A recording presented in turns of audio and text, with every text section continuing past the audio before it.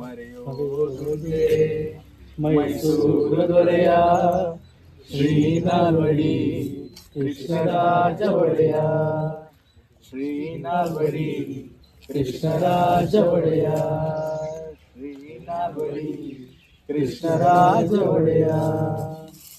ಪ್ರತಿ ಸಲ ನೆನೆಸ್ಕೊತಾ ಇದ್ದೀವಿ.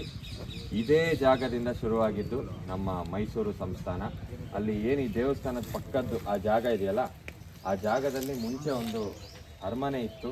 ಇವಾಗ ಅದು ಕಾಲಾನಂತರ ಅದು ಇಲ್ಲ. ಇವಾಗ ಹೇಗೆ ಶುರುವಾಯಿತು ಅಂದರೆ 1399 1399 ಅದಕ್ಕಿಂತ ಹಿಂದೆ ಕರ್ನಾಟಕ ದೇಶದಲ್ಲಿ, ಅವಾಗ ರಾಜ್ಯ ಅಂತ ಎಲ್ಲ ಇರಲಿಲ್ಲ, ಕರ್ನಾಟಕ ಸಂಸ್ಥಾನ ಅಂತ ಇತ್ತು. ಅಂದ್ರೆ ನಾವೇನು ವಿಜಯನಗರ ಸಾಮ್ರಾಜ್ಯ ಹೇಳ್ತೀವಿ ಅದನ್ನ ಕರ್ನಾಟಕ ಸಾಮ್ರಾಜ್ಯ ಅಂತ ಕರಿತಾ ಇದ್ರು. ಆ ಕರ್ನಾಟಕ ಸಾಮ್ರಾಜ್ಯದ ಆಳ್ವಿಕೆ ನಡೀತಾ ಇತ್ತು. ಅದೇ ಕಾಲದಲ್ಲಿ ಇಲ್ಲಿ ಒಬ್ರು ಪಾಳೆಗಾರರು, ಚಾಮರಾಜ ಒಡೆಯ ಅನ್ನೋ ಒಬ್ರು ಪಾಳೆಗಾರರು ಈ ಪ್ರಾಂತ್ಯವನ್ನ ಆಳ್ತಾ ಇರ್ತಾರೆ. ಅವರಿಗೆ ವಯೋಸಹಜವಾಗಿ ಅಥವಾ ಏನೋ ಬೇರೆ ಬೇರೆ ಕಾರಣಗಳಿದೆ. ಅಂದ್ರೆ ಒಂದೊಂದು ಪುಸ್ತಕಗಳಲ್ಲಿ ಒಂದೊಂದು ಅಥವಾ ಒಂದೊಂದು ಸೋರ್ಸ್ ಇಂದ ಒಂದೊಂದು ಇನ್ಪುಟ್ ಸಿಗ್ತಾ ಹೋಗುತ್ತೆ. ಅವರಿಗೆ ಬುದ್ಧಿಮಾಂದ್ಯತೆ ಬರುತ್ತೆ, ಅಂದ್ರೆ ಅವರು ಮೆಂಟಲ್ ರಿಟಾರ್ಡೇಷನ್ ಆಗುತ್ತೆ ಅವರಿಗೆ. ಹಾಗಾಗಿ ಅವರು ರಾಜ್ಯಭಾರವನ್ನ ಬಿಟ್ಟು ಅವರು ಹೀಗೆ ದಾರಿ ಸುತ್ತೋದು, ಅಂದ್ರೆ ಒಟ್ಟು ಹೇಳ್ಬೇಕಂದ್ರೆ ರಾಜ್ಯಭಾರನ ಬಿಟ್ಬಿಡ್ತಾರೆ. ಅವಾಗ ಅವರಿಗೊಬ್ಳು ಮಗಳಿರ್ತಾಳೆ, ದೇವರ ಸಮ್ಮಣ್ಣಿ ಅಂತ. ಅವರ ಹೆಂಡತಿ ಬಂದು ದೇವಾಜಮ್ಮಣ್ಣಿ ಅಂತ. ಈ ನಮ್ಮ ಚಾಮರಾಜ ಒಡೆಯರ್ ಆ ಪಾಳೆಗಾರಿಕೆಯಲ್ಲಿ ಒಬ್ಬ ಸೇನಾಧಿಪತಿ ಇರ್ತಾನೆ, ಮಾರನಾಯಕ ಅಂತ. ಅವನೇನ್ ಮಾಡ್ತಾನೆ ಅಂದ್ರೆ, ಅವನಿಗೆ ರಾಜನಾಗೋ ಹಂಬಲ ಯಾರಿಗೆ ಆದ್ರೂ ಇರುತ್ತೆ. ರಾಜ್ಯನ ಆಳ್ತಿಲ್ಲ ಅಂದ್ರೆ ನಾನ್ ರಾಜ ಆಗ್ಬೋದು ಮುಂದಿನ ಅನ್ನೋ ಆಸೆ ಇದ್ದೇ ಇರುತ್ತೆ. ಅವನು ಆ ರಾಜನ ಹೆಂಡತಿಯನ್ನ ಪೀಡ್ಸಕ್ ಶುರು ಮಾಡ್ತಾನೆ. ನಿನ್ ಮಗಳನ್ನ ನನಗ್ ಮದುವೆ ಮಾಡ್ಕೊಡು, ನಾನ್ ರಾಜ ಆಗ್ತೀನಿ, ಇಲ್ಲಿದು ನಾವು ಮುಂದಕ್ಕೆ ಆಳ್ವಿಕೆ ನಡೆಸೋಣ ಅಂತ. ಆದ್ರೆ ಅದೇನಾಗತ್ತಂದ್ರೆ ಈಗಿನ ಕಾಲದಲ್ಲಿ ಅದು ಬೇಡದೇ ಇರೋ ವಿಷಯ. ಆದ್ರೆ ಅವಾಗ ಅದಕ್ಕೊಂದು ಬಹಳ ದೊಡ್ಡ ಪ್ರಾಮುಖ್ಯತೆ ಇತ್ತು. ಅಂದ್ರೆ ಅಂತರ್ಜಾತಿ ಅನ್ನೋದು. ಮಹಾರಾಜರು ಯಾವಾಗ್ಲೂ ಶ್ರೇಷ್ಠ ಜಾತಿಯಲ್ಲಿ ಇರ್ತಿದ್ರು.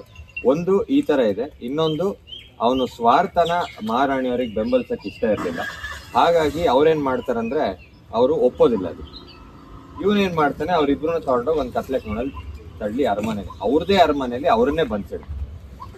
ಇದೇ ಟೈಮಿಗೆ ಇದು ಒಂದ್ ಕಡೆದಾದ್ರೆ, ಇದೇ ಟೈಮ್ಗೆ ಇನ್ನೊಂದ್ ಕಡೆ ವಿಜಯ ಮತ್ತೆ ಕೃಷ್ಣ ಅನ್ನೋ ಇಬ್ರು ಅಣ್ಣ ತಮ್ಮಂದ್ರು ದ್ವಾರಕೆಯಿಂದ ಕರ್ನಾಟಕಕ್ಕೆ ಬರ್ತಾರೆ. ಯಾಕೆಂದ್ರೆ ಕರ್ನಾಟಕ ಸಾಮ್ರಾಜ್ಯ, ನಾನು ಹೇಳಿದ್ನಲ್ಲ ವಿಜಯನಗರ ಸಾಮ್ರಾಜ್ಯ, ಅದ್ರದ್ದು ಶಕ್ತಿ ಕಡಿಮೆ ಆಗ್ತಾ ಹೋಗುತ್ತೆ. ಒಂದು ಪ್ರಬಲ ಸಾಮ್ರಾಜ್ಯ ನಿರ್ಮಿಸ್ಬೇಕು ಅಂತ ಅವರು ದ್ವಾರಕೆಯಿಂದ ನಮ್ಮ ಮೈಸೂರಿನ ಕಡೆಗೆ ಬರ್ತಾರೆ, ಅಂದ್ರೆ ಈಗಿನ ಕಡೆಗೆ.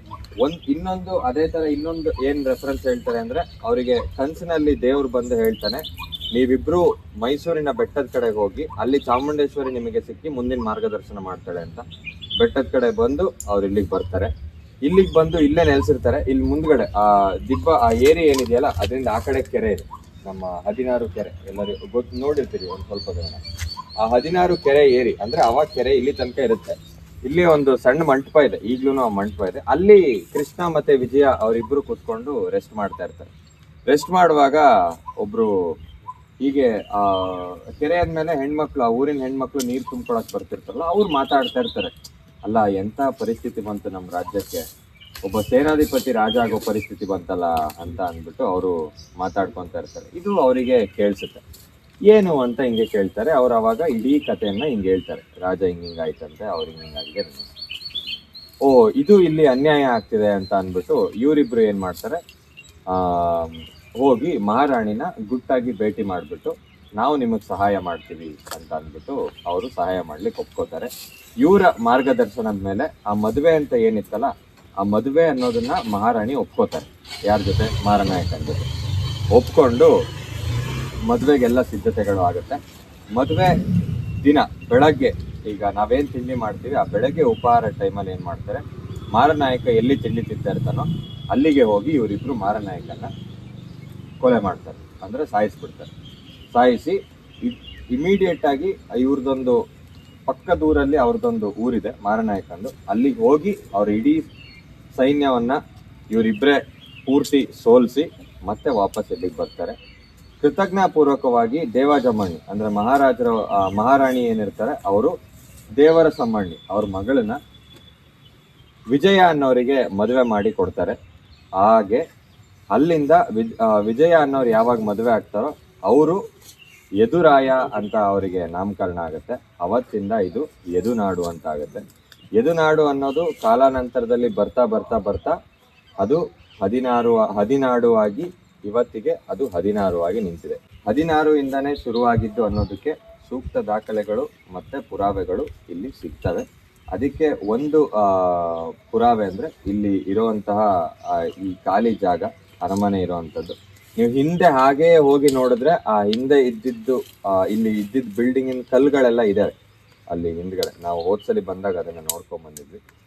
ಅದೇ ತರ 16 ಇನ್ನೊಂದು ಇತಿಹಾಸದಲ್ಲಿ ತುಂಬಾ ಏನಕ್ಕೆ ಪ್ರಾಶಸ್ತ್ಯ ಪಡ್ಕೊಳ್ಳುತ್ತೆ ಅಂದ್ರೆ, ಈಗ ಸಿಕ್ಕಿರೋದು ಅಂದ್ರೆ ಸದ್ಯಕ್ಕೆ ಹುಡುಕಿರೋ ಮಟ್ಟಿಗೆ ಇಲ್ಲಿ 97 ಶಾಸನಗಳು ಸಿಕ್ಕಿದೆ. 97 ಅದರಷ್ಟು ಶಾಸನಗಳು ಸಿಕ್ಕಿದೆ. ಅದರಲ್ಲಿ ವೀರಗಲ್ಲುಗಳು, ಬೇರೆ ಬೇರೆ ಅಂದ್ರೆ ಬೇರೆ ಬೇರೆ ಇತಿಹಾಸ ಕೊಡುವಂತಹ ಒಂದಷ್ಟು ಶಾಸನಗಳೆಲ್ಲ ಇಲ್ಲಿ ಸಿಕ್ಕಿದೆ. ಒಂದೂರಲ್ಲಿ 97 ಶಾಸನ ಇತಿಹಾಸ ಇಲ್ಲದೆ ಸಿಗೋಕೆ ಸಾಧ್ಯನೇ ಇಲ್ಲ. ಅಷ್ಟು ಸಿಕ್ಕಿದೆ ಅಂದ್ರೆ ಇನ್ನೂ ಅದಕ್ಕೇನೋ ಒಂದು ಮಾನ್ಯತೆ ಇತ್ತು ಅವಾಗ್ಲೇ ಅಂತ. ಅದಲ್ಲದೆ ಈಗಲೂ ಈ ಕೆರೆ ಸುತ್ತ ಅಥವಾ ಈ ದೇವಸ್ಥಾನಗಳ ಸುತ್ತ ಅಗಿತಾ ಹೋದ್ರೆ ಈಗಲೂ ಬೇರೆ ಬೇರೆ ಶಾಸನಗಳು ಸಿಗಬಹುದು ಅಂತ ಊಹೆ ಕೂಡ ಮಾಡಿದ್ದಾರೆ. ಸೊ ಹಾಗಾಗಿ ಇತಿಹಾಸದಲ್ಲಿ ತುಂಬಾ ಒಂದು ಮಾನ್ಯತೆಯನ್ನ ಪಡೆದಿರುವಂತಹ ಒಂದು ಊರು 16. ಮೈಸೂರಿಂದ ಒಂದು 20 ಕಿಲೋಮೀಟರ್ ಇದ್ರೂ ಕೂಡ ನಮಗೆ ಇದ್ರ ಬಗ್ಗೆ ಗೊತ್ತಿಲ್ಲ ಅಥವಾ ನಾವಿದನ್ನ ತಿಳ್ಕೊಳ್ಳೋ ಅಂತ ಪ್ರಯತ್ನ ಮಾಡಿಲ್ಲ. ಇದರಿಂದ 16 ಲಾಸ್ ಇಲ್ಲ, ಆದ್ರೆ ನಮಗಿದೆ. ಈ ದೇವಸ್ಥಾನ ಏನಿದೆಯಲ್ಲ, ಇದು ಮುಂಚೆ ಅಂದ್ರೆ ಚೆನ್ನಿಗರಾಯ ಸ್ವಾಮಿ ದೇವಸ್ಥಾನ. ಆಕ್ಚುಲಿ ಇದ್ರದ್ದು ಹೇಳ್ಬೇಕು ಅಂತಂದ್ರೆ ಇದು ಒಂದು ಜೈನರ ಬಸದಿ ಆಗಿತ್ತು ಅಂತ ಹೇಳ್ತಾರೆ.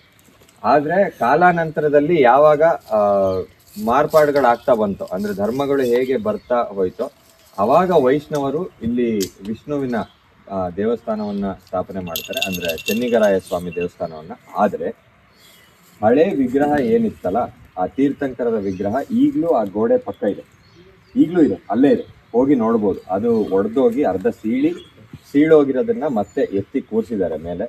ಅದರ ಜೊತೆಗೆ ಅದ್ರ ಪಕ್ಕದಲ್ಲೇ ಒಂದು ಶಾಸನ ಕೂಡ ಇದೆ, ಅಂದ್ರೆ ತ್ರಿವಳಿ ಶಾಸನ ಅಂತ. ಅಂದ್ರೆ 3 ಕಡೆನೂ ಆ ಶಾಸನಗಳನ್ನ ಬರ್ದಿದ್ದಾರೆ. ಆದ್ರೆ ದುರಂತ ಏನು ಅಂದ್ರೆ ಆ ಶಾಸನಗಳನ್ನ ಇವತ್ತು ಓದಕ್ಕಾಗದೇ ಇರುವಂತಹ ಪರಿಸ್ಥಿತಿನಲ್ಲಿದೆ. ಹಾಗಾಗಿ ಅದರಲ್ಲಿ ಇರುವಂತ ಒಂದಷ್ಟು ಇನ್ಫಾರ್ಮೇಶನ್ ನ ಒಂದು ಬುಕ್ ಅಲ್ಲಿ ಬರ್ದಿದ್ದಾರೆ. ಅದು ಇದು ಎಲ್ಲಾ ಕಡೆ ನೋಡಿರ್ತೀರಾ, ಆಫ್ ರೋಡಿಂಗ್ ಹೋಗ್ತಾರೆ. ಬಟ್ ಒಂದು ಉದ್ದೇಶ ಇಟ್ಕೊಂಡು ಹೋಗೋದು, ಮಾಡ್ಬೇಕು, ಇತಿಹಾಸಗಳನ್ನ ತಿಳಿಸ್ಬೇಕು. ಬಟ್ ಈ ಯುವಕರನ್ನ ಹೆಂಗಪ್ಪ ತಿಳಿಯೋದು ಈಗಿನ ಕಾಲದಲ್ಲಿ ಅಂತ ಬೈಕ್ ರೈಡ್ ಅಂತ. ಬೈಕ್ ರೈಡ್ ಅಂದ್ರೆ ಎಲ್ರಿಗೂ ಜೋಶ್ ಅಂತ ಇರುತ್ತೆ. ಆ ಜೋಶ್ ಜೊತೆಗೆ ಒಂದು ಹಿಸ್ಟರಿ, ಇತಿಹಾಸ, ಅದನ್ನ ತಿಳ್ಕೊಳ್ಳೋ ಒಂದು ಕುತೂಹಲ.